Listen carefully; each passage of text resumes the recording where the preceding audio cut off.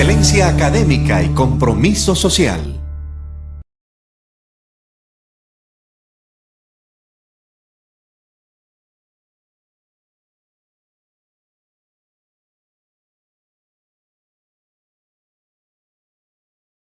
Se realiza la semana número 15 de la doctrina social de la Iglesia, cuando uno de sus promotores más comprometidos ya no está entre nosotros, dejando un gran vacío en nuestros corazones que nos exige un mayor compromiso con la difusión y práctica del pensamiento social de la Iglesia. Si alguna cualidad caracterizó el quehacer de Guillermo Yepes Boscán, fue su constancia y la coherencia de su obra con sus creencias. Su formación en un hogar cristiano y la doctrina social de la Iglesia fueron pilares fundamentales de toda su existencia. Cultivé con Guillermo una amistad que se inició a principios de los años 70 del siglo pasado en el Instituto Regional de Formación y Estudios Sociopolíticos para la Promoción del Hombre, IRFES. Allí lo conocí. Desde entonces lo acompañé en su desempeño político, incluyendo sus años de diplomático en Nicaragua y los últimos de su vida, llenos, como de costumbre, de preocupaciones por el devenir de la patria, que como siempre se transformaban en acciones concretas. Vayan pues estas palabras en homenaje a quien nunca dejó de ser maestro y cultivó la generosa amistad y el amor por la verdad. Construir la paz. Hablar sobre la construcción de la paz y el compromiso cristiano a la luz del pensamiento social de la Iglesia es un tema complejo. Dice el Papa Francisco que todos pueden colaborar en la construcción de un mundo más pacífico, partiendo del propio corazón y de las relaciones en la familia, en la sociedad y con el medio ambiente, hasta las relaciones entre los pueblos y entre los estados. Francisco propone como elementos esenciales para un pacto social sustancial 3 caminos para construir una paz duradera. En primer lugar, el diálogo entre las generaciones como base para la realización de proyectos compartidos. En segundo lugar, la educación como factor de libertad, responsabilidad y desarrollo. Y por último, el trabajo para una plena realización de la dignidad humana. Ciertamente, los cristianos nos estamos obligados a convertirnos en artesanos de paz, a construir los caminos de sanación y reencuentro con ingenio y audacia, como lo señala Fratelli Tutti. Por su parte, el compendio de la doctrina social de la Iglesia nos dice que promover la paz es mucho más que la ausencia de guerra, representa la plenitud de la vida.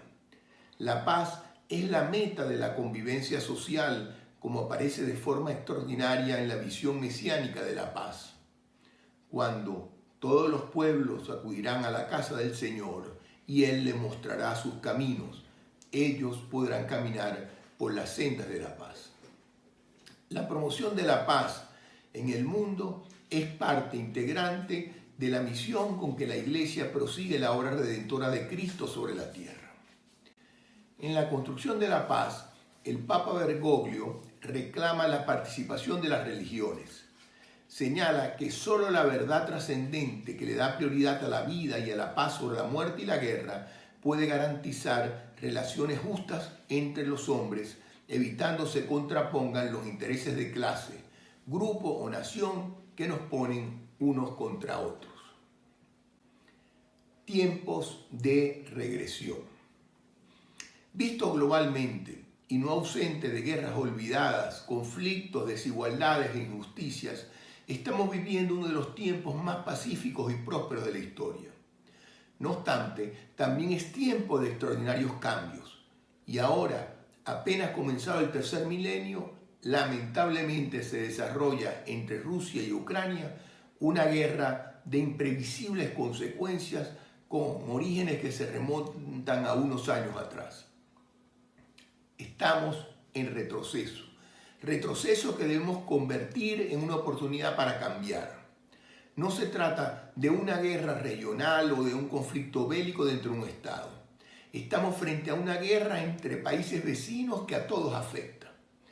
En Fratelli Tutti, el Papa Francisco nos advierte que se estaban creando nuevamente las condiciones para la proliferación de guerras y nos recordaba que la guerra es la negación de todos los derechos y una dramática agresión al ambiente. Si se quiere un verdadero desarrollo integral para todos, se debe continuar incansablemente con la tarea de evitar la guerra entre las naciones y los pueblos. Francisco habla a menudo de una tercera guerra mundial a trozos, dispersa por todas partes. De tal manera que en nuestro abordaje sobre la construcción de la paz desde la perspectiva de un laico comprometido, no podemos omitir referirnos a esta guerra ruso-ucraniana que hoy vivimos, o más bien sufrimos. Nunca más la guerra, nunca más la guerra. El magisterio de la Iglesia considera que la guerra nunca ha sido ni será un medio idóneo para resolver los problemas. Por el contrario, trae nuevos y más complejos conflictos. Según el compendio, la guerra amenaza el presente y pone en peligro el futuro de la humanidad. Nada se pierde con la paz, todo puede perderse con la guerra. Los daños causados por un conflicto armado no son solamente materiales, sino también morales. Es en definitiva el fracaso de todo auténtico humanismo. Siempre es una derrota de la humanidad. Para el Papa Bergoglio, hasta la llamada guerra justa es difícil sostenerla en estos tiempos. Dice el Papa que toda guerra deja al mundo peor que como lo había encontrado. La guerra es un fracaso de la política y de la humanidad, una claudicación vergonzosa, una derrota frente a las fuerzas del mal. No nos quedemos en discusiones teóricas, tomemos en contacto con las heridas, toquemos la carne de los perjudicados, volvamos a contemplar a tantos civiles masacrados como daños colaterales. Continuó el Papa, preguntemos a las víctimas, prestemos atención a los prófugos, a los que sufrieron la radiación atómica o los ataques químicos, a las mujeres que perdieron sus hijos, a los niños mutilados o privados de su infancia. Prestemos atención a la verdad de esas víctimas de la violencia. Miremos las realidades de sus ojos y escuchemos sus relatos con el corazón abierto. Así podremos reconocer el abismo del mal en el corazón de la guerra y no nos perturbará que nos traten de ingenuos por elegir la paz. Guerra en Ucrania. Desde el reciente inicio de las hostilidades, Francisco ha hecho continuos llamamientos a la paz en Ucrania. Se ha pronunciado contra la locura de la guerra y manifestado su disposición de hacer todo lo posible para construir la paz, ofreciendo la mediación del Vaticano e incluso ir a Moscú, oferta aún no aceptada. La guerra en Ucrania no solo es demostración del fracaso de la paz, derrota de la justicia y la caridad, sino también expresión de la deshumanización. Ha dicho el Papa que asistimos a una macabra regresión de la humanidad. Una vez más, los hombres somos incapaces de resolver nuestras diferencias mediante el diálogo y la discusión fecunda. Recurrimos a la violencia, a la ley del más fuerte, a la destrucción del más débil para imponer el punto de vista del poderoso. La comunidad internacional. Ha recordado el Papa Francisco que el anhelo de la paz de los tiempos de la Guerra Fría no se tradujo al concluir esta en una búsqueda del bien común universal. Privaron los intereses particulares, la falta de visión de futuro, de una conciencia compartida sobre nuestro destino común. La ONU, que mucho ha hecho por alcanzar la paz y muchos quieren suprimirla, se ha mostrado incapaz de alcanzar sus objetivos cuando contravienen los intereses contrapuestos de los estados con derecho a veto en el Consejo de Seguridad. Sin embargo, estamos en una fase de transición hacia nuevas estructuras de poder global que demandan una transformación de la ONU y de las organizaciones internacionales para que respondan eficazmente a los objetivos de su carta fundacional. Para dar concreción real al concepto de familia de naciones, dice el Papa Francisco que es necesaria una reforma tanto de la ONU como de la arquitectura económica y financiera internacional. Considera que debe evitarse que ésta sea deslegitimada. La paz y la estabilidad internacional deben construirse mediante la confianza mutua y el diálogo orientado hacia el bien común. No pueden basarse en una falsa sensación de seguridad, en la amenaza de destrucción mutua, de la aniquilación total o del simple equilibrio. Para el Papa Bergoglio, la eliminación total de las armas nucleares, químicas y biológicas es un desafío e imperativo moral y humanitario.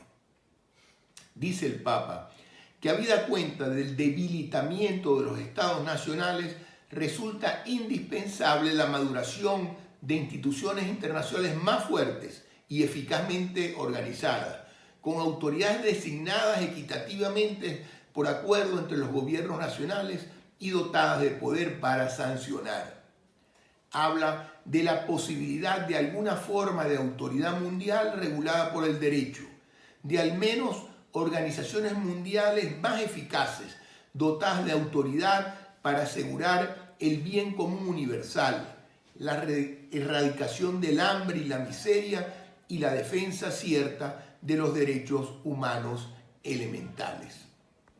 Nacionalismos.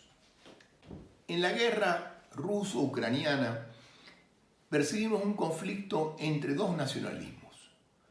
El ruso, de vocación imperial, que en 2014 se anexa a Crimea y Sebastopol, que pretende expandir sus fronteras sometiendo a su vecino y de facto desintegrándolo territorialmente, buscando desviar la atención sobre los conflictos sociopolíticos internos, neutralizándolo mediante éxitos en la política exterior.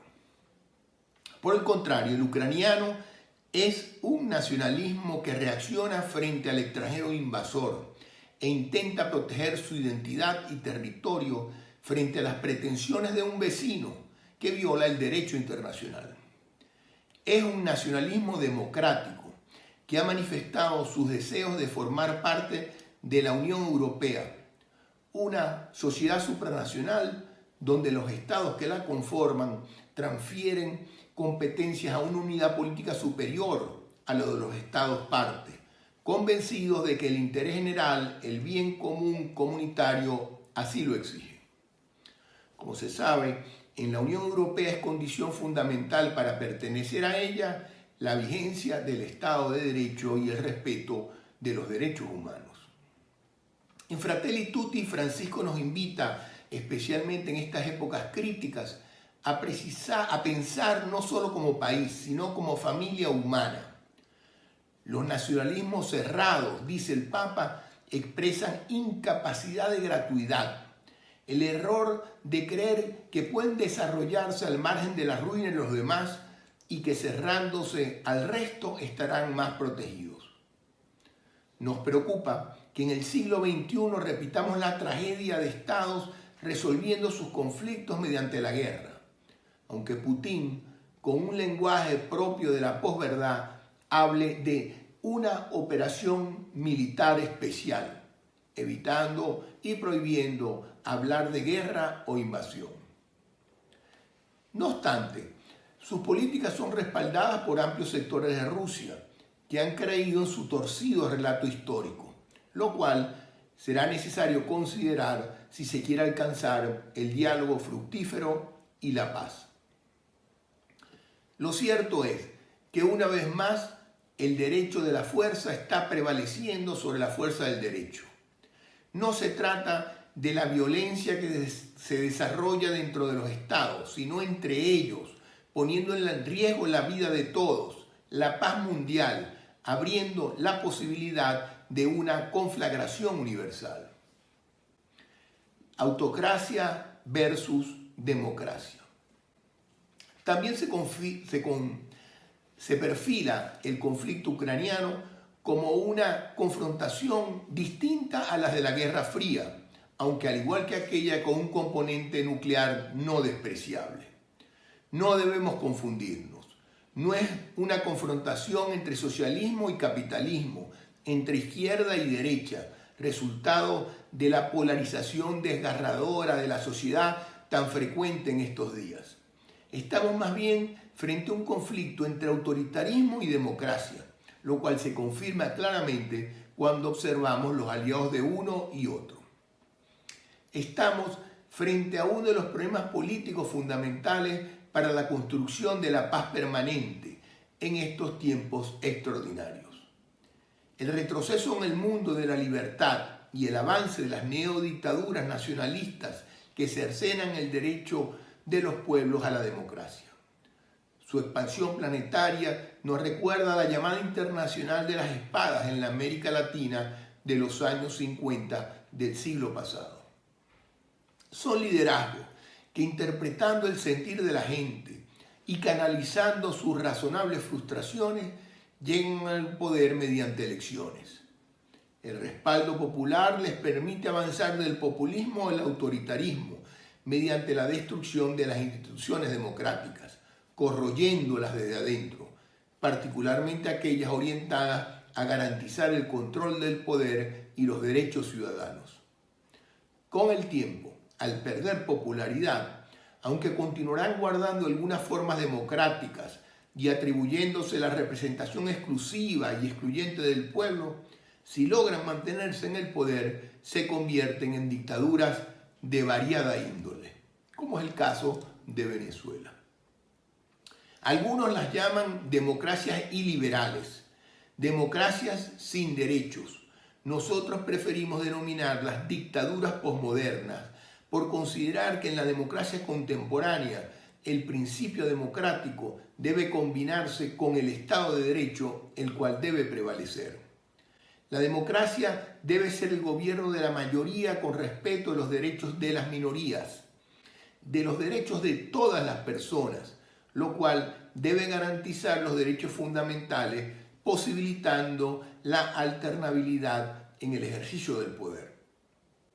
La democracia favorece el encuentro, la convivencia entre quienes piensan distintos, siendo el diálogo y el consenso herramientas fundamentales en procura del bien común. Lo contrario, la polarización permanente en función de personas, calificativos e ideas, el lenguaje de odio, la mentira, la destruye. Al respecto, nos dice el compendio que Jesús rechaza el poder opresivo y despótico de los jefes sobre las naciones y su pretensión de hacerse llamar benefactores, pero jamás rechaza directamente las autoridades de su tiempo. En la diatriba sobre el pago del tributo al César, afirma que es necesario dar a Dios lo que es de Dios, condenando implícitamente cualquier intento de divinizar y de absolutizar el poder temporal. Solo Dios puede exigir todo del hombre. Al mismo tiempo, el poder temporal tiene derecho a aquello que le es debido. Jesús no considera injusto el tributo al César. Jesús, el Mesías prometido, ha combatido y derrotado la tentación de un mesianismo político caracterizado por el dominio sobre las naciones. En cuanto al régimen político, la Iglesia aprecia el sistema democrático en la medida en que asegure la participación y corresponsabilidad ciudadana en las decisiones, permitiendo la posibilidad de elegir, controlar y sustituir oportuna y pacíficamente a los gobernantes. Rechaza a quienes por variados motivos usurpan el poder. El magisterio ha reconocido la validez del principio de la división de los poderes en un Estado y ha afirmado que una auténtica democracia es posible solamente en un Estado de Derecho y sobre la base de una recta concepción de la persona humana. El mundo frente a la agresión rusa. El mundo rechaza la agresión rusa. Destacamos los continuos esfuerzos del Papa Francisco por el diálogo y la paz, antes y después del inicio de las hostilidades. En la respuesta de los estados democráticos, esta vez ha privado la política sobre las consideraciones de conveniencia económica, haciéndose eco de la insistencia del Papa Bergoglio en que la política no debe someterse a la economía y esta no debe someterse a los dictámenes y al paradigma eficientista de la tecnocracia. No será la economía la que determine el curso de la historia. Destacamos esta prevalencia actual porque hemos visto que en el pasado reciente ha ocurrido lo contrario. Los intereses económicos y el paradigma tecnocrático se sobreponen a los derechos humanos. Los oligarcas rusos y los ricos obtienen visas doradas en los países desarrollados y en cambio los desesperados migrantes pobres son rechazados en una suerte de aporofobia. Afortunadamente, en esta oportunidad, los gobiernos de las democracias del mundo han subordinado el perjuicio económico que la guerra conlleva a lo político, arriesgando incluso la pérdida del poder. Asimismo, se ha fortalecido la unidad de las democracias europeas y su alianza con los Estados Unidos, la democracia más importante del orbe. Lamentablemente no fue posible disuadir a Putin. No se evitó la guerra. También hemos observado en la Unión Europea, poniendo de relieve el espíritu cristiano, fundamento de la cultura occidental, una fraternal y solidaria acogida a más de 6 millones de ucranianos, particularmente a las mujeres y a los niños. Esperamos que esta acogida se mantenga y se extienda. Lamentablemente, la carrera armamentista de los últimos años ha tenido un nuevo impulso. Los esfuerzos de los estados por la paz son tímidos y muy limitados. Por el contrario, las posibilidades de expansión de la guerra han aumentado. Las alianzas militares se han fortalecido. La OTAN se ha negado a intervenir directamente en Ucrania, pero dejaría de hacerlo si alguno de los Estados miembros fuese atacado. A manera de conclusión, estamos viviendo un cambio de época, de tiempos extraordinarios que nos exigen, de acuerdo a nuestras posibilidades y nuestro ámbito de desempeño, contribuir crecientemente a la construcción de la paz. Si lo hacemos, estaremos convirtiendo la crisis de estos tiempos en oportunidad para cambiar, para colocar la razón de Estado a favor de la democracia, de los derechos humanos, de la persona humana. En definitiva, para construir una sociedad más humana. Rechazar la guerra, la violencia como fórmula de resolver los conflictos debe ser un imperativo ético. Debemos superar el individualismo egoísta, los nacionalismos excluyentes, avanzar en la integración de pueblos y estados, promover autoridades supranacionales y mundiales en la procura del bien común universal. En suma, buscar sin exclusión alguna el desarrollo integral del hombre y de todos los hombres. Necesitamos hacer realidad nuevos sueños de fraternidad y amistad social, como pide el Papa Francisco en Fratelli Tutti, lo cual solo es posible reconociendo la dignidad de cada persona humana, haciendo renacer un deseo mundial de hermandad. Procurar la paz también significa construir regímenes de convivencia en nuestra vida en general y particularmente en las sociedades políticas en las que actuamos. Nos exige trabajar por el Estado democrático de derecho como régimen de participación garante de los derechos humanos. Requiere rechazar a quienes pretenden destruir la democracia, independientemente de la cobertura ideológica que ostenten. Concluimos recordando con el Papa Francisco que no hay punto final en la construcción de la paz social de un país, sino que es una tarea que no da tregua y que exige el compromiso de todos. Trabajo que nos pide no decaer en el esfuerzo por construir la unidad de la nación y, a pesar de los obstáculos, diferencias y distintos enfoques sobre la manera de lograr la convivencia pacífica, persistir en la lucha para favorecer la cultura del encuentro que exige colocar en el centro de toda acción política, social y económica a la persona humana, su altísima dignidad y el respeto por el bien común. Que este esfuerzo nos haga huir de toda tentación de venganza y búsqueda de intereses solo particulares y a corto plazo. Gracias a todos.